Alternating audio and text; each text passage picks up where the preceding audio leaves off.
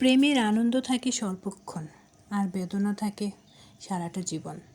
তবে সত্যিকারের ভালোবাসাগুলো যখন পূর্ণতা পায় তখন অনেক ভালো লাগে। আজ আমি আপনাদেরকে এমনই একটা গল্প শেয়ার করব। এই গল্পটি আপনাদের একই সাথে ভালোবাসার শূন্যতা ও পূর্ণতা দুইটাই দেখতে পাবেন। তাহলে চলেন শুরু করি আমাদের আজকের গল্পটি পুরোটা দেখতে হলে চলে যেতে হবে চরকিতে, আর শুধু এক্সপ্লেন শুনতে হলে থাকতে হবে এবং কন্টিনিউ করতে হবে আমাদের আজকের গল্পটি। আমাদের আজকের গল্পটি হচ্ছে কাছের মানুষ দূরে থুইয়া। তাহলে চলুন আর দেরি না করে শুরু করা যাক আমাদের আজকের গল্পটি। গল্প শুরুতেই আমরা দেখতে পাই রাজশাহী বিশ্ববিদ্যালয়ের কিছু দৃশ্য। ক্যাম্পাসে এই ছেলেটির নাম হলো ফারহান। ফারহান ক্যাম্পাসে ফিরতে দেরি হয়ে গেছে, তাই দারোয়ান দরজা খুলতে চায় না। তখন ফারহান তার বন্ধু আদনানকে ডাক দেয় এবং আদনান গেট খুলে দেয়। ভিতরে এসে ফারহান খেতে বসে যায়। তখন ভার্সিটির এক ছোটো ভাই অ্যাসাইনমেন্ট করে দিতে বলে, কিন্তু ফারহান সে পারবে না বলে রাজি হয়েছে, কারণ ফারহানের এক্সাম ছিল। কিন্তু সেই ছোটো ভাই তাকে 10,000 টাকার অফার দেয়। এই কথা শুনে ফারহান তো খুব খুশি হয়ে যায় এবং রাজি হয়ে যায় এবং সারা রাত অ্যাসাইনমেন্ট করে সকালে দৌড়ে সে পরীক্ষা দেয়। পরীক্ষা শেষ করে সে তার স্যারের রুমে যায়। স্যার ফারহানকে খুব পছন্দ করে এবং স্যার তার এক বন্ধুর সাথে ফারহানের খুব প্রশংসা করছিল এবং বলছিল ফারহান খুবই ব্রিলিয়ান্ট ছাত্র। ফারহান এতিমখানায় বড় হয়েছে, জীবনে অনেক পরিশ্রম করেছে, ভবঘুরে শিশু কেন্দ্রে বড় হয়েছে, সমাজে বিভিন্ন কার্যালয় থেকে সাহায্য পেয়েছে এবং টিউশনি করছে। আর এসব করেও ফারহান কম্পিউটার ইঞ্জিনিয়ারিংয়ে গ্র্যাজুয়েশন করে ফেলেছে। এসব বলে স্যার অনেক প্রশংসা করছে। তারপর আমরা ফারহানকে টিউশনি করাতে দেখি। টিউশনি শেষ করে ফারহান সিগারেট ধরাতে ধরাতে বাসার দিকে এগিয়ে যাচ্ছিল। তখন ভয়ে আত্মষ্ট হয়ে একটা মেয়ে আসছে। ভয়ে ভয়ে ফারহানকে বলছে যে কে জানে আমাকে ফলো করছে, আপনি আমাকে সাহায্য করুন প্লিজ, আপনি একটু আমার সাথে সাথে হাঁটুন। এই মেয়েটির নাম হচ্ছে শারমিন। সে তার অফিসের কাজ শেষ করে রাতে বাসায় ফিরছিল, তাই অনেক রাত হবার কারণে কিছু বকাটের ছেলে শারমিনকে ফলো করছিল। ফারহান শারমিনকে বলে তার সাথে দৌড় দেওয়ার জন্য। এরপর এরা দুজনে মিলে দৌড় দেয়, কিন্তু শারমিনের পায়ে হিল জুতা থাকায় সে বেশি দৌড় দিতে পারে নাই। তারপর তারা যখনই মেন রাস্তায় উঠলো তখন ফারহান তাকে নর্মাল জুতা পরতে বলল। ফারহান যখন তার পরিচয় দিয়ে শারমিনের দিকে হাতটা বাড়িয়ে দিল, কিন্তু শারমিন কোনো কথা না বলে রিক্সা ডাক দিয়ে চলে গেল। বেচারা ফারহান আর কী করবে, তার হাতটা পকেটে ঢুকিয়ে সেও মেসে চলে গেল। এখানে আমরা শারমিনের বড় ভাই শফিককে দেখতে পাই, আর সাথে হচ্ছে শফিকের বন্ধু রায়হান। রায়হান ও শফিক একসাথে ব্যবসা করে। রায়হান শারমিনকে অনেক পছন্দ করে, শারমিনকে বিয়ে করতে চায়, সেটা শফিকও চায়। এমন সময় শারমিন সেখান দিয়ে আসছিল। শারমিন তাদের সাথে কোনো কথা না বলেই ভিতরে চলে যায়। তাতে রায়হান অনেক মনে কষ্ট পায় এবং শফিকেরও খারাপ লাগে। শফিক ভেতরে যেয়ে শারমিনের সাথে অনেক বকাঝকা করতে থাকে। রাতে লেট করে বাসায় ফিরেছে, আবার রায়হানের সাথে কথা বলে নেয়। এই নিয়ে ছোটোখাটো একটা ঝগড়ার মতো হয়ে গেল। তো আর শফিক চায় শারমিন রায়হানকে বিয়ে করুক, কিন্তু শারমিন রায়হানকে বিয়ে করবে না। এই নিয়ে তাদের দুই ভাই বোনের মধ্যে কথা কাটাকাটি হয়ে গেল। তখনই শফিক বলে ওঠে, তোর তো ভাগ্য ভালো যে তোর সব কিছু জানার পরও রায়হান তোকে বিয়ে করতে রাজি হয়েছে। তোর কারণে আমরা খুলনা থেকে রাজশাহী এসেছি, শুধু তোর ভালোর জন্য, যাতে আমরা তোকে ভালো করে বিয়ে দিতে পারি, আর তুই কিনা আমাদের কথা অমান্য করিস। বড় ভাইয়ের অপমানজনক কথা শুনে শারমিনের রুমে চলে আসে। ও অতীত নিয়ে ভাবতে থাকে। এমন সময় তার বাবা শারমিনের কাছে আসে এবং শারমিনের কাঁধে হাত রাখলে শারমিন জানায়, একটা ভুলের জন্য আমাকে সারাটা জীবন শাস্তি পেতে হবে। যেখানে আমার এই ভুলের জন্য আমার ফ্যামিলি আমাকে সম্মান দেয় না, সেখানে বাইরের ফ্যামিলি আমাকে বিয়ের পর কতটা সম্মান দিবে। তখন তার বাবা জানায়, ভুল করেছে বলেই তো আদমকে আল্লাহ দুনিয়াতে পাঠিয়েছে। মানুষই ভুল করে, আবার মানুষই সব ঠিক করে ফেলে। সময়ের সাথে সাথে সব ঠিক হয়ে যায় মা। এই বলে বাবা মেয়ে দুজন জড়িয়ে ধরে কান্না করে দেয়। এরপর আমরা অস্ট্রেলিয়ার সিডনি শহরে দেখতে পাই। এই মেয়েটার নাম হচ্ছে মিলি। মিলি বাবা মার আদরের বকে যাওয়া মেয়ে। মিলির বাবা চায় মেয়ে বাংলাদেশের কালচারে বড় হোক, কিন্তু মিলি তা চায় না। এই নিয়ে তাদের মাঝে প্রায়ই ঝামেলা হয়। তারপর আমরা দেখতে পাই আজকে ফারহানের রেজাল্ট দিয়েছে। বাকি সবার রেজাল্ট নিয়ে আনন্দ করছে, কিন্তু ফারহানের মাঝে কোনো আনন্দ নেই, কারণ সবাই তো পরিবারের প্রিয় মানুষদের সাথে ফোন করে রেজাল্ট জানাচ্ছে, কিন্তু ফারহানের তো জানানোর মতো কেউ নেই, কারণ সে এতিমখানার মানুষ হয়েছে। এরপর আমরা শারমিনের অফিসে দেখতে পাই শারমিন মূলত বিভিন্ন ইভেন্টের আয়োজন করে থাকে। এবং অফিস শেষ করে শারমিন যখন বাসায় ফিরছিল তখনও দেখে আজকেও রাস্তার কাজ চলছে, তাই বাধ্য হয়েই ভেতরের রাস্তায় দিয়ে যেতে হয়। তো যাওয়ার সময় আজকেও 3 জন শারমিনের পিছনে। শারমিন তখন তার ব্যাগের থেকে কিছু একটা বের করে 3 জনের চোখে স্প্রে করে দেয়, কিন্তু একজনের চোখে পড়েছিল, এতে ছিল মরিচ গুঁড়া। এতে করে আর চোখে দেখতে পায় না। বাকি একজন শারমিনকে ধাওয়া করে ও শারমিনকে ধরে ফেলে। এমন সময় এখানে ফারহান চলে এসে সবাইকে মিথ্যে ভয় দেখায়, বলে হায় হায় আপনারা কি করছেন, সিদ্দিক ভাইয়ের ভাতিজির সাথে আপনারা এমন করছেন। সিদ্দিক ভাই জানতে পারলে কিন্তু আপনাদের খবর আছে। সিদ্দিক ভাইয়ের কথা শুনে বখাটেরা পালিয়ে যায়। যাওয়ার সময় ফারহান এবং শারমিনের কাছে মাপ পৌঁছে যায়, যাতে সিদ্দিক ভাইয়ের কথাটা জানানো না হয়। তখন ফারহান শারমিনকে নিয়ে সামনের দিকে এগিয়ে গেল। তখন যেতে যেতে শারমিন জিজ্ঞাসা করলো, কদিন ধরেই মেন রাস্তা দিয়ে কাজ হচ্ছে, তাই অনেকটা বাধ্য হয়ে আমাকে এই রাস্তা দিয়ে যেতে হয়। তখনই ফারহান বলল, প্রতিদিন এই টাইমে আমার টিউশনি শেষ হয়, আপনি যদি চান আমি আপনাকে প্রতিদিন এগিয়ে দিতে পারি। তখন শারমিন বলল, আচ্ছা এই সিদ্দিক ভাইকে? ফারহান হেসে বলল, আমি কিন্তু চিনি না তাকে, আপনি যদি চান তাহলে কাল সিদ্দিক ভাইয়ের পরিচয় আপনাকে এনে দিব। সিদ্দিক ভাই একটা পোস্টার দেখায়, মূলত এটা দেখেই সিদ্দিক ভাইয়ের কথা বলেছিল বগাটেদের। শারমিন রিক্সায় উঠে চলে যেতে নিলে ফারহান পেছন থেকে রিক্সা দাঁড় করে শারমিনকে বলে, আমাদের আজকে রেজাল্ট দিয়েছে, আমি আমি ইঞ্জিনিয়ারিং পাশ করেছি। শারমিন বলে, এসব বলে আমাকে কী লাভ, কেন আমাকে এসব কথা বলছেন? ফারহান তখন বলে, আসলে আমার তো কেউ নাই, তাই আপনাকে জানাচ্ছি। এটা শুনে শারমিন কিছুটা ইমোশনাল হয়ে যায়। ও রিক্সা ছেড়ে দিতে বলে। রিক্সা ছেড়ে দেওয়ার পর শারমিন পেছন থেকে দেখতে থাকে। ও ফারহান আপন মনে চলতে থাকে। পরের দিন ইভেন্টের কাজ শেষ করে শারমিনের আবারও লেট হয়ে যায়। আর সেদিন বৃষ্টি ছিল, তাই ছাতা নিয়ে বের হচ্ছিল, কিন্তু রাস্তায় বের হয়ে শারমিন ফারহানকে দেখতে না পেয়ে কিছুটা ভয় কাজ করছিল। এমন সময় ফারহান দৌড় দিয়ে ছাতার নিচে এসে দাঁড়ায়, কিন্তু শারমিন সংকোচবোধের কারণে দূরে চলে আসে। ফারহান শারমিনকে বলে, আচ্ছা আপনার নাম কি এলাচি বেগম? তখন শারমিন বলে, কেন? ফারহান বলে, বিরিয়ানি খাবার সময় মুখে এলাচি পড়লে মুখে যে অবস্থা হয় আপনার মুখটা দেখতে ঠিক সেই রকম। এই কথা শুনে শারমিন কিছুই বলে না। তখন ফারহান একটা কাগজ দিয়ে বলে, এখানে সিদ্দিক ভাইয়ের সব ডিটেলস আছে। কিন্তু শারমিন নিতে না চাইলে ফারহান পরে শোনাতে থাকে, সিদ্দিক ভাইয়ের কয়টা বিয়ে করেছে, কয়টা বাচ্চা আছে, তার বাপ কয়টা বিয়ে করেছে, জীবনে কয়টা কি করেছে, সব কিছু পরে শোনাচ্ছে। আর শারমিন জোরে জোরে হাঁটছে। তখনই শারমিন কাগজটা টান দিয়ে নিয়ে রিকশায় উঠে যায়। আর তখনই ফারহান রিকশা থামিয়ে বলে, মনে হচ্ছে আবার বৃষ্টি হবে, আপনি কি আপনার ছাতাটা আমাকে ধার দিবেন? কাল ফেরত দিয়ে দিব, তা না হলে আবার জ্বর আসবে। তখন শারমিন জানায়, জ্বর আসলে প্যারাসিটামল খেয়ে নেবেন। এই বলে ছাতাটা না দিয়েই চলে যায়। বাসায় এসে শারমিন ফ্রেশ হয়ে ফারহানের দেওয়া কাগজটা দেখতে থাকে। তখন কাগজের নিচে সিদ্দিক ভাইয়ের ভাতিজি নামে এলাচি বেগমের ঠিকানা দেওয়া। এটা দেখে শারমিন হাসতে থাকে, কারণ ফারহান তো জানে না শারমিনের নাম কি। এদিকে ফারহান 102 ডিগ্রি জ্বরে ভুগতেছে। ফারহানের তো অনেক কাঁপুনি দিয়ে জ্বর আসছে। ফারহান জ্বরে একদম অবস্থা সিরিয়াস। পরের দিন অফিস থেকে বের হয়ে ফারহানকে না দেখতে পেয়ে শারমিন তার ভাইকে ফোন করে বাইক নিয়ে আসতে বলে এবং চলে যায়। তারপর ফারহানের ক্যাম্পাসে যায় শারমিন ফারহানের খুঁজে। ফারহান একটা কুকুরের সাথে কথা বলছিল। মূলত কুকুরটা ছিল ফারহানের খুবই ভালো বন্ধু। কুকুরটার নাম হচ্ছে জনি। ফারহান জনির সাথে কথা বলছিল। এমন সময় হঠাৎ করে পেছন থেকে শারমিনকে দেখে অবাক হয়ে যায়। শারমিন ফারহানকে বলে, কি অসুস্থ নাকি? ফারহান বলে, জি, আপনার দয়ায় 102 ডিগ্রি জ্বর। এমন সময় শারমিন বলে, আমি কি আপনার শত্রু নাকি যে আপনার জন্য বদদুয়া করব? ফারহান বলে, তাহলে কি বন্ধু? শারমিন বলে, হতেও পারি। তারপর জনির সাথে শারমিনের পরিচয় করে দেয়। জনিকে দিয়ে ফারহান একটা গানও শোনায়।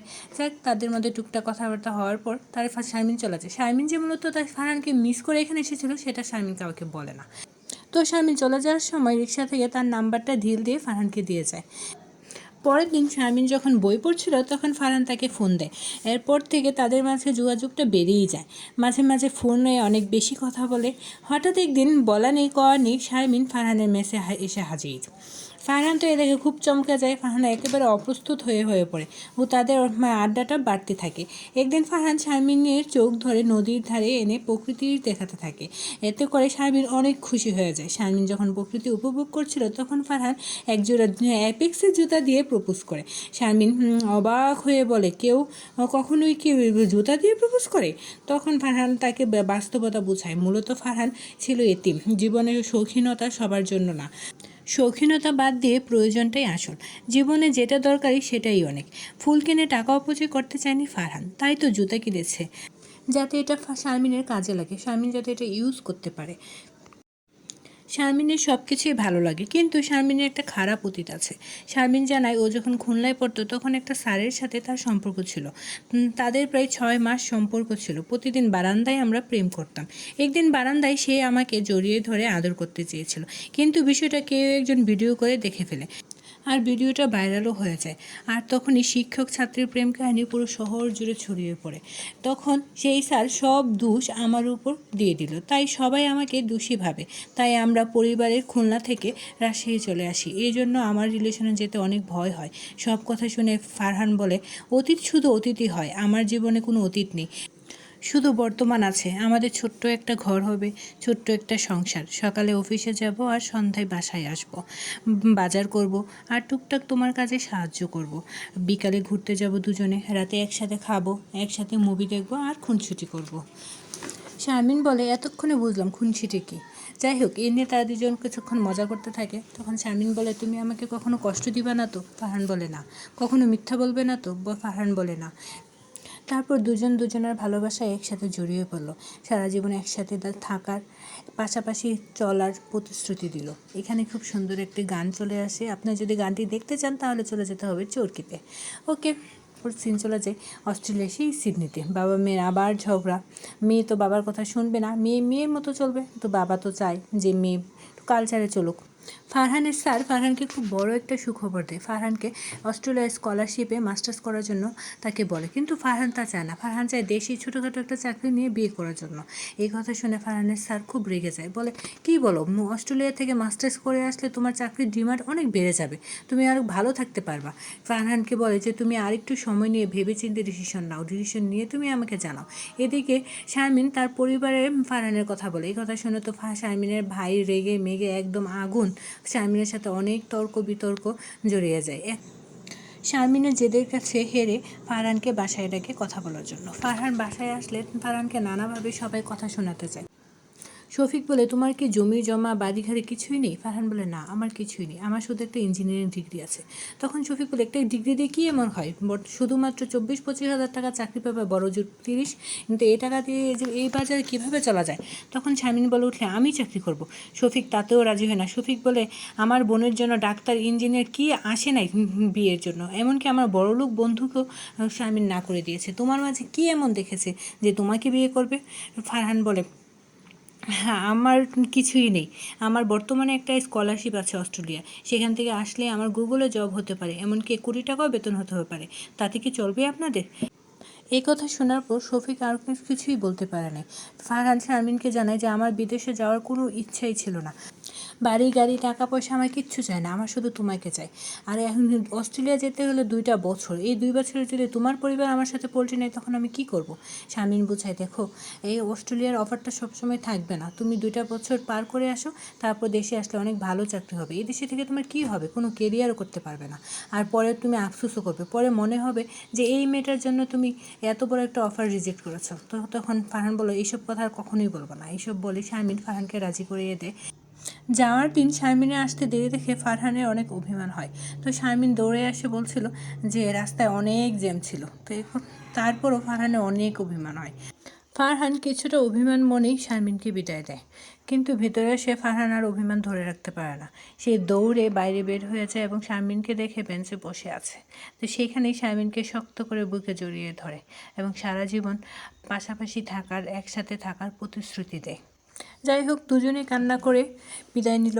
তো ফারহান অস্ট্রেলিয়াতে গেল। এদেশে সব কিছু একটু অন্যরকম, একটু আলাদা। তো এখানে পরিচয় হয় রানা ভাইয়ের সাথে। মূলত রানা ভাই ফারহানের রুমমেট এবং রানা ভাইয়ের সাথেই ফারহান থাকবে। ফারহান মূলত অস্থির হয়েছে শারমিনকে কল করে জানানোর জন্য। এদিকে শারমিনও বারবার চেক করতে থাকে ফারহানের ফোন আসলো কিনা। আর রানা ভাই বাসায় নিয়ে তাদের পরিচয় করে দিল। মূলত এই ফ্ল্যাটে তারা থাকবে 3 জন, রানাভাই, ফারহান, ওই বাবার অবাধ্য হওয়া মেয়ে মিলি। পরিচয় শেষে রানা ভাই ফারহানের সিম কানেক্ট করে দেয়। তো ফারহানের সিম কানেক্ট হওয়ার পর ফারহান রুমে এসেই প্রথমেই শারমিনকে ফোন দেয়। শারমিন তখন খাচ্ছিল। ফারহানের ফোন পেয়েই শারমিন দৌড়ে চলে গেল আর ফারহানের সাথে কথা বলতে লাগলো। শারমিন বলে, তুমি এত পরে কেন ফোন দিয়েছিলে? আমার তো টেনশনে হার্টবিটই বেড়ে গেছে। তখন ফারহান বলল, কই শুনি তো। তখন শারমিন তার হার্টবিট শোনায়। তো এইসব নিয়ে তারা কিছুক্ষণ মজা করতে থাকে। তারপর শারমিন ফারহানের পুরো রুমটা দেখতে চায়। তো ফারহান শারমিনকে পুরো রুমটাই দেখায়। এরপর তারা সারাক্ষণই ফোনে কন্ট্যাক্টে যোগাযোগ রাখতো, সারাক্ষণই একে অপরের সাথে কথা বলতো। এরপর একদিন রানা ভাই একটা রেস্টুরেন্টে ঘন্টায় $14 মতো একটা কাজ পাইয়ে দেয়। কাজ করতে করতে ফারহান সবসময় শারমিনের সাথে কথা বলতো, শত ব্যস্ততার মাঝেও শারমিনকে সময় দিত। ফারহান সারাক্ষণ শারমিনকে তার আশেপাশেই ফিল করতো। এভাবেই যাচ্ছে সময়, আর তাদের ভালোবাসার গভীরতাও অনেক বাড়ছে। তো একদিন ফারহানের জন্মদিন আসে, আর শারমিন ফারহানের জন্মদিন জনির সাথে সেলিব্রেট করে। তা দেখে ফারহান খুশিতে আনন্দে কান্না করে দেয়। সব কিছুর মাঝেও ফারহান তার ভালোবাসার মানুষকেই খুঁজত। সারা রাত গল্প করত, কাজ, পড়াশোনা সব কিছু ফাঁকে ফাঁকে শারমিনের সাথে তাদের কথা, প্রেম, আড্ডা সব কিছুই চলতো। একদিন বৃষ্টির দিনে ফারহান শারমিনকে শাড়ি পরে আসতে বলে, কিন্তু শারমিন বলে, আমি আর কোনো দিন শাড়ি পরবো না। যেদিন তুমি আমার সাথে শাড়ির কুচি ধরবা ঠিক সেই দিনই আমি শাড়ি পরবো। তখন ফারহান বলে, ছেলেরা শাড়ি ধরতে না খুলতে পারে। এসব নিয়ে তারা দুজনের মাঝখানে একটু মজা করলো। তারপর তারা দুজন কলেই ঘুমিয়ে পড়ল। একদিন ফারহানের ফ্ল্যাটে মিলির বাবা আসে। মিলির বাবার সাথে ফারহানের পরিচয় হওয়ার পর মিলির বাবার ফারহানকে অনেক পছন্দ হয়। ওইদিকে শারমিনের অফিসে রায়হান আসে। রায়হান জানায় তার ভাইয়ের সাথে ব্যবসা করতে গিয়ে তার ভাইয়ের অনেক লস হয়েছে। তার মধ্যে সবচেয়ে বড় পাওনাদার হচ্ছে সে প্রায় শফিকের থেকে 50 লাখের মতো টাকা পাবে। এখন মোট কথা হচ্ছে, শারমিন যদি রায়হানকে বিয়ে করে তাহলে টাকা দিতে হবে না, এবং বিয়ে না করলে টাকা দিতে হবে, এবং রায়হান সেই টাকাটা দরকার হলে কেস মামলা করে টাকাটা তুলে নেবে। এই কথা শুনে তো শারমিন খুব রেগে গেল। রেগে গিয়ে রায়হানকে দু একটা কথা বলে ফারহানকে ফোন দিতে নিল, কিন্তু ফারহান খুব ব্যস্ত থাকার কারণে ফোনে কথা বলতে পারলো না। তা দেখে শারমিন অনেক রেগে গেল। রেগে গিয়ে তার বাসায় যেয়ে ভাইয়ের সাথে চিৎকার চেঁচামেচি করা। শারমিন বলে তার ভাই কতটা নীচ যে ঋণের টাকা শোধ করতে পারে না বলে তার ছোটো বোনকে বিয়ে দিতে চায়, এই বলে চিৎকার চেঁচামেচি করে বাসা থেকে চলে যেতে চায়। শারমিন রুমে যেয়ে যখন ফারহানের সাথে কথা বলে একটু শান্তি খুঁজে নেবে, তখন ফারহান আড্ডায় ব্যস্ত। এমন সময় বাইরের চিৎকারের শব্দ শুনে শারমিন যখন বের হলো, তখন দেখলো তার ভাই টেনশনে স্ট্রোক করেছে। আর এদিকে ফারহান মিলিকে বাসায় যাওয়ার জন্য বলছে। মূলত মিলির বাবা মিলিকে স্বাধীনভাবে চলতে না দেওয়ায় মিলি ফারহানদের সাথে এসে উঠেছে। কিন্তু ফারহান যখন মিলিকে জ্ঞান দিতে যাবে, তখনই মিলি ফারহানের সাথে ড্যান্স করতে যায়। আর ফারহান তো মাতাল ছিল, তাই দুজনেই ড্যান্স একটু করেই ফেললো। আর এদিকে আমরা হসপিটালে শফিককে দেখতে পাই। শফিক শারমিনকে বলছে, থাক, তোর রায়হানকে বিয়ে করতে হবে না, আমি দরকার হলে কিডনি বিক্রি করে তার টাকা পরিশোধ করব। তখন শারমিন বলল, কিডনি বিক্রি করলে তো তোমার হিসু বন্ধ হয়ে যাবে, তখন তুমি কি বলবে? এই কথা বলে ফিক করে হেসে দিয়েছে। যত যাই হোক, ভাই বোনের সম্পর্কটা আসলেই অন্যরকম মধুর। যাক, সব কিছু ঝামেলা টামেলা শেষ করে শারমিন যখন বাসায় ফিরে ফারহানকে ফোন দিল ভিডিও কলে, তখন ফারহানকে থেকে জানতে চাইলো যে তুমি কই ছিলা সারাদিন, একটুও তোমাকে পাই নাই। ফারহান বলল, 2টা পার্ট টাইম জব, স্টাডি সব মিলিয়ে খুব ব্যস্ত যাচ্ছে সময়। ঠিক এই সময় ফারহানের পেছন থেকে মিলে যাচ্ছিল। তো শারমিন তো দেখো অবাক, কি মেয়েটা কি? মিলি তখন ছোটো পোশাক পরে পিছু নিয়ে যাচ্ছিল। তো ফারহান এটা দেখে তাড়াতাড়ি তার ফোন কেটে অন্য রুমে গিয়ে শারমিনকে ফোন দেয়। শারমিন তখন জানতে চায় মেয়েটা কি। ফারহান তাকে শান্ত হতে বলে এবং বলে, মেয়েটার নাম হচ্ছে মিলি, সে তার বাবার সাথে ঝগড়া করে আমাদের সাথে উঠেছে। শারমিন রেগেছিল আর বলল, তার মানে তুমি একটা মেয়ের সাথে লিফটে কথা করতেছো? ফারহানও রেগে যায়, বলে, কী বলো, আমি কি এখানে একা থাকি নাকি? রানাবাইও থাকে, আর মেয়েটা বাবার সাথে ঝগড়া লেগে এই আমাদের সাথে উঠেছে। তখন শারমিন বলে, আমি কিচ্ছু বুঝি না, তোমার রুমে ছোটো পোশাক পরা একটা মেয়ে কী করেছে এদের রুমে, আমি কি কিছু বুঝি না নাকি? এই নিয়ে তাদের মাঝে তর্ক বিতর্ক হয়। শারমিন বলে, মেয়েটা যে এতদিন ধরে তোমাদের সাথে ছিল, তুমি এই কথা আমাকে একবারও বলে না কেন? ফারহান বলে, এই কথা বলার প্রয়োজন মনে করিনি, তাই বলিনি। তো শারমিন তো আরও রেগে যায়, বলে, কি তুমি তাহলে কালকের মধ্যেই বাসা ছেড়ে দিবে, যদি টাকা লাগে দরকার হলে আমি তোমাকে টাকা দেবো। টাকার কথা শুনে ফারহান আবারও রাগ করে যায়। ফারহান শারমিনকে বোঝায়, এত কম টাকায় এত কাছে আমি আর অন্য কোথাও কোনো বাসা পাবো না। কিন্তু শারমিনের এক কথা, কালকের মধ্যে বাসা ছেড়ে দিতে হবে। আর শারমিন ফারহানের থেকে তার ফেসবুকের পাসওয়ার্ড চায়, এবং ফারহানের যাতে কোনো পাসওয়ার্ড না থাকে সেটাও চায়।